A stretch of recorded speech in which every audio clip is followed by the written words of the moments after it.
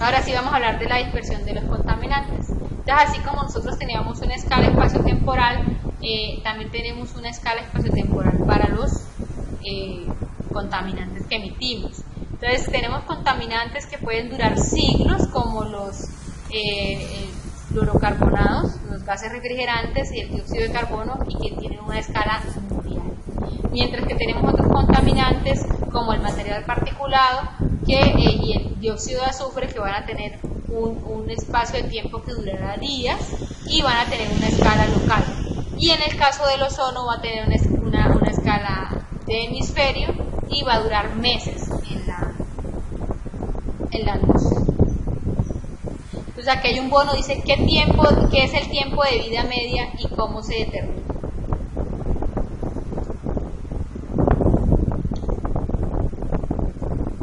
Listo, entonces estos mecanismos de emisión ya los habíamos visto en la unidad 1.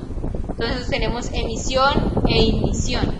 Entonces tenemos unas fuentes, esas fuentes de emisión pueden ser fijas o móviles, va a haber una mezcla y un transporte de esos contaminantes en la atmósfera, van a sufrir transformaciones químicos y al final vamos a tener una deposición. Esa deposición puede ser seca, si ellos llegan sobre una superficie y se quedan ahí, o puede ser húmeda por medio de la lluvia. Y al final va a haber una ignición, que quiere decir que nosotros siempre vamos a estar rodeados de una atmósfera de gases que ya han sido producto de unas emisiones anteriores y que van a la cual nosotros vamos a estar expuestos. O sea, esa capa de contaminantes siempre va a persistir, siempre vamos a estar expuestos a esa cantidad de contaminantes. Esa dispersión de contaminantes tiene algunos efectos topográficos, entonces es parecido a lo que ya veíamos. Por ejemplo, en una brisa marina, así como se forman las nubes, esa brisa marina llega, es un aire frío que hace que mis contaminantes vayan hacia una zona de baja presión, y eso es en el día, pero en la noche la corriente de regreso, que es aire frío, va a hacer que esos gases se vayan hacia la zona de baja presión, en este caso hacia el mar. Y en el caso de la brisa de ladera y brisa de valle, tenemos una cosa muy parecida a lo que veíamos de la inversión térmica. Durante el día, esos contaminantes van a poder ascender y van a poder salir del valle, pero durante la noche nosotros tenemos un descenso del aire frío y va a ser que, muy parecido a lo que parecía en la inversión térmica, que nuestra capa de contaminantes se queden aquí abajo en la parte profunda del valle y no salgan de ahí. Entonces generalmente eso es lo que pasa con Sogamoso, el valle de Sogamoso, que están ahí, está Beldar, que están emitiendo. Entonces si ellos hacen operaciones de noche, van a hacer que esa concentración de contaminantes ahí sea mucho mayor a la que se produce durante el día. ¿Por qué? Porque la inversión térmica va a hacer que el aire no salga de ahí y no se mezcle, y por tanto vamos a tener una mayor concentración de contaminantes.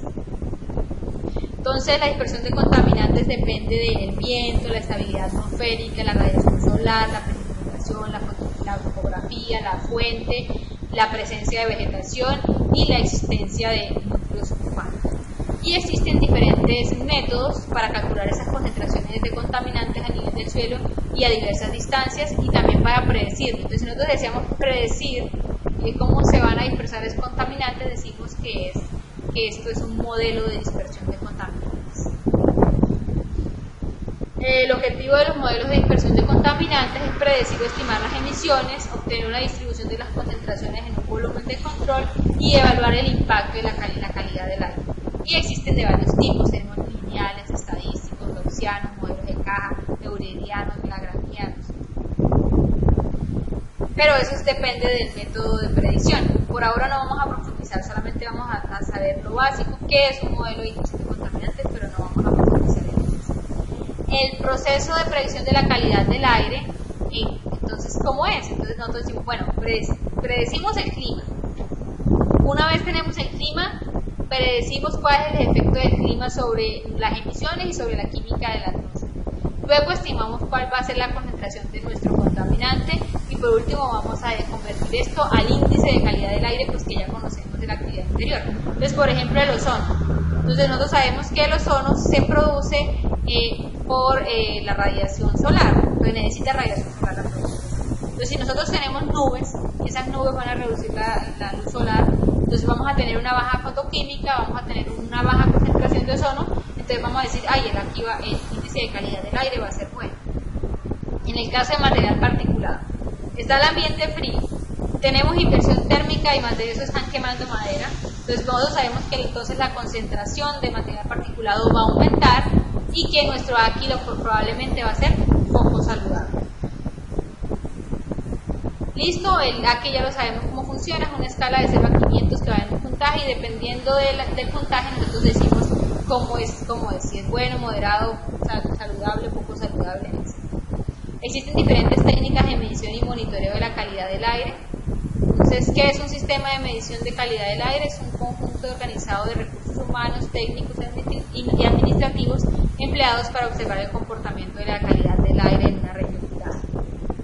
Una red de medición de la calidad del aire enlaza más de 2 estaciones para poder determinar la calidad del aire de una región. Y estas dependen de diferentes tipos de muestreo del aire. Tenemos muestreo pasivo, muestreo con bioindicadores, tenemos muestreo activo, automático, el método óptico de percepción remota, etc. Entonces, un muestreo pasivo es que nosotros colocamos un absorbente en el cual se va a recolectar la especie que nosotros queramos examinar. Con bioindicadores es que exponemos a especies vivas a la contaminación atmosférica y vemos cuáles son los efectos de estas sobre estas especies.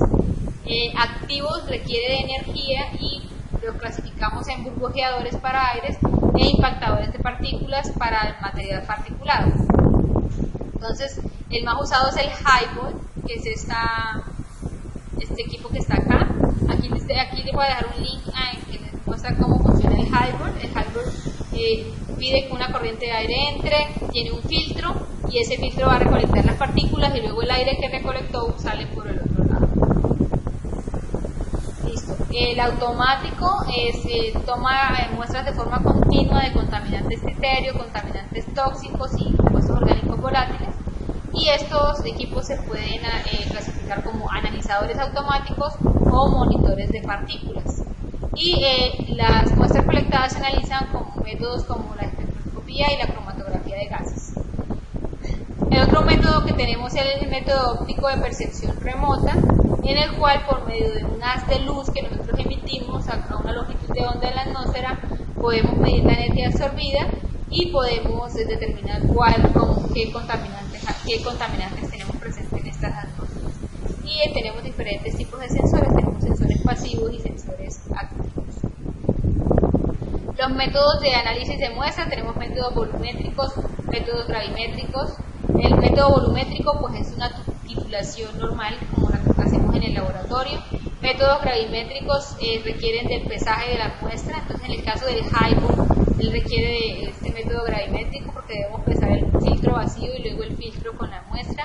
Tenemos métodos fotométricos, que es pasar un haz de luz por la muestra y él nos dice qué sustancia detectó. Y tenemos la espectrofotometría, que también funciona parecido al método fotométrico, pero él nos muestra la partícula o la composición o el número de especies químicas que tiene esa sustancia.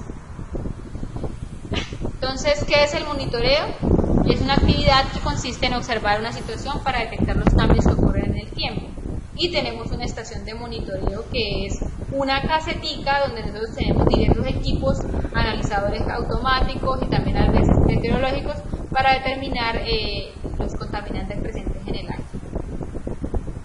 Entonces, este es un esquema de una caseta de monitoreo de la calidad del aire. Realmente los equipos deben estar protegidos, deben tener aire acondicionado para que las muestras no deben estar a una temperatura constante para que los equipos funcionen en óptimas condiciones.